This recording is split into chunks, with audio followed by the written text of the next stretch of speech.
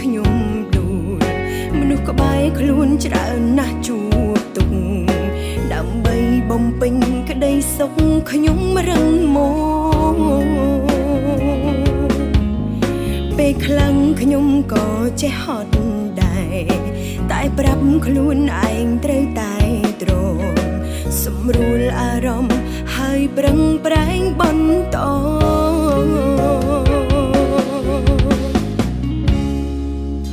រាល់ថ្ងៃខ្ញុំប្រាប់ខ្លួនឯងត្រូវតស៊ូ